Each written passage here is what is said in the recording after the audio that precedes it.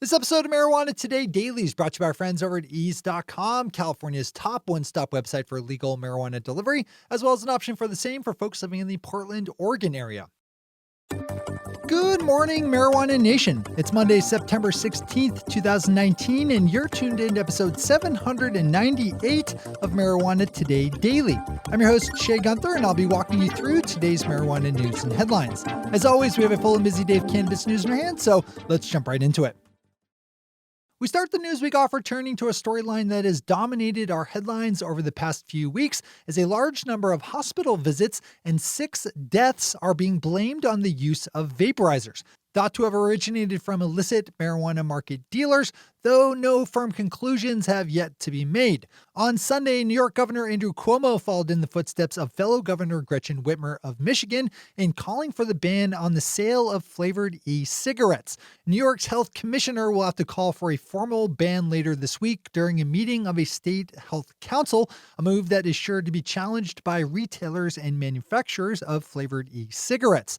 This one is not going away anytime soon. Jeff Smith over Marijuana Business Daily is a good write-up of an important development out of Washington, D.C. that broke on Friday as a congressional staff member confirmed that House Majority Leader Representative Steny Hoyer of Maryland plans to bring for a vote the Safe Banking Act, a proposed measure that would allow banks, credit unions, and other financial institutions to work with state legal marijuana businesses without worry of federal persecution. The act has already made it out of committee with a 45-15 vote in the House Financial Services Committee and is generally expected to pass a full House vote. That leads to the question of the Senate, where Republicans haven't been amenable to passing any kind of legislation since taking power, this side of tax cuts for billionaires. Republican Senate Majority Chair Mike Crapo told Politico last week that he would like to see his committee vote on the issue sometime this year, though that's likely to come in the form of a different bit of legislation. So there's no clear road to how this will roll out. Worth keeping an eye on, certainly. We return to today's top storyline for our last headline before jumping into the Blitz, as Inverse put together a really great longer form look at vitamin E acetate, the thickening agent thought to be the cause of some of the health problems attributed to the use of vaporizers. Vitamin E acetate is a substance that is legal to use in some form of wellness products, but not in vaporizers. But because of its suitable viscosity, it's been used in the illicit market as an additive in vaporizer cartridges, as it helps extend the more expensive cannabis oil. These are details you need to have a handle on, as this storyline is obviously a big one. As always, we have all the news we cover linked to on our website at mjtodaydaily.com. Those are our top stories for today. It's time for Marijuana Today Daily Headlines Blitz. Before we blitz out on headlines, let's quickly thank our sponsor, ease.com, California's top one-stop website for legal marijuana delivery, as well as the same for folks living in the Portland, Oregon area. Everyone at Ease is concerned about the ongoing vaporizer health issue and released the following statement last week, which I'm going to read in its entirety. Quote, "Wellness is at the heart of everything Ease does, and we are closely following guidance and recommendations from regulators relating to vaping products. These platform only features licensed cannabis products, which must pass independent California laboratory testing. Additionally, vaporizer manufacturers carried on the Ease menu have confirmed their products do not contain vitamin E acetate.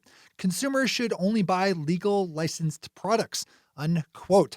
You can find that statement and all the other legally tested, labeled, and packaged marijuana up for order over at ease.com, spelled E-A-Z-E. Big thanks to everyone at Ease for the support that makes today's show possible. All right, time for the Blitz. Oregon legal marijuana retailers are continuing to pull vaporizers off the shelves following a request late last week by the state's Oregon Liquor Control Commission that they do so voluntarily with an eye towards permanently removing any suspected of causing the health issues we've seen pop up all over the country recently. Oregon does not require vape carts to be tested for additives. Oregon Liquor Control Commission Executive Director Steve Marks told the AP, though, that no licensed marijuana cartridge manufacturer cites the vitamin C acetate as a listed ingredient. Jumping up to Canada, we have a judge in Toronto ordering a 2-week hold on the issuing of marijuana business licenses as part of a lawsuit filed by a group of 11 parties, which had originally won license, but recently lost out after provincial authorities claimed the license holders had failed to meet certain requirements, claims that are disputed by the 11 former license holders. Ontario held a lottery to select 42 dispensary license winners in addition to the 25 already licensed shops, which were also chosen by random lottery pick. The order was made on Thursday, so until September 25th, don't expect any new licenses to be given out in Ontario, Canada. Matthew Reed over at Herald News takes a good look at the structure of the Massachusetts legal marijuana industry in terms of their so-called community host agreements, the deals required under state law for would-be legal marijuana companies before being able to spool up operations. The fact that you can't have a legal marijuana business without a community host agreement has created an environment where towns and cities have all the power.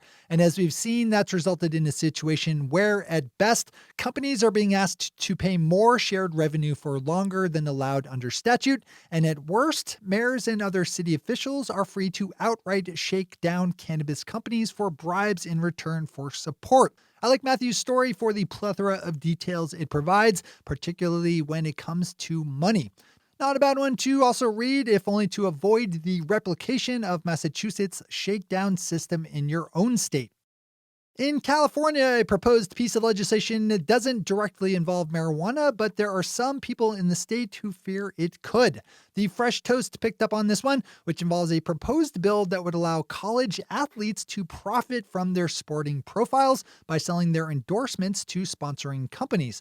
Right now, the entire college sporting industry is built around a model where the schools don't pay their players, most of whom are not going to move on to play professional sports, and hence don't end up making any kind of real money from playing their sport of choice, even as schools collectively bring in billions of dollars in ticket sales and TV deals and whatnot. One of the fears recently raised in a California Legislative Committee hearing over this by a college coach is the idea that college athletes could end up endorsing marijuana companies, because that would be so scary. Kushko Holdings is reconfirming its annual revenue guidance for the fiscal year ending in August and is reporting that it pulled in around $150 million in sales.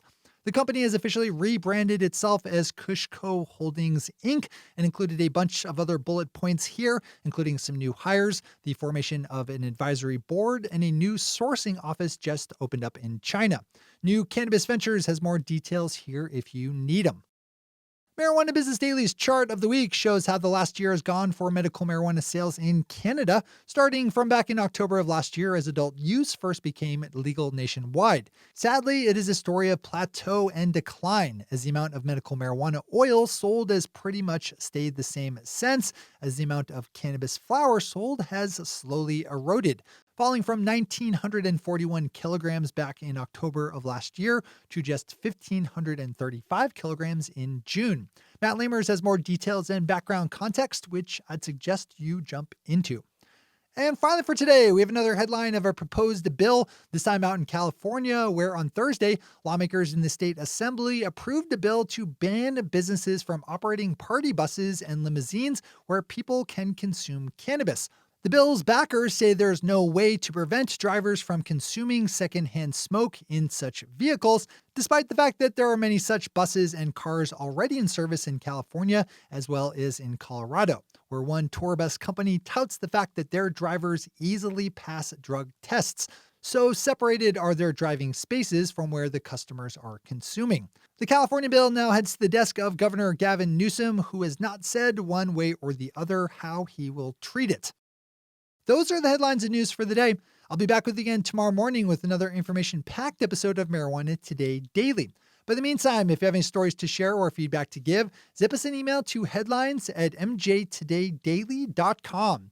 And while you're clicking around the interwebs, swing over to our Twitter account at mjtodaydaily and visit our website at mjtodaydaily.com to find links to all the news we cover.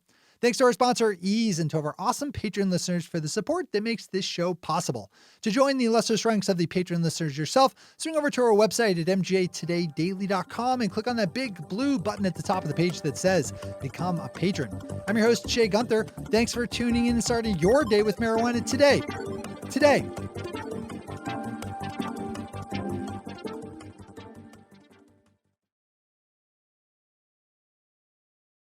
One take, Shay. One take.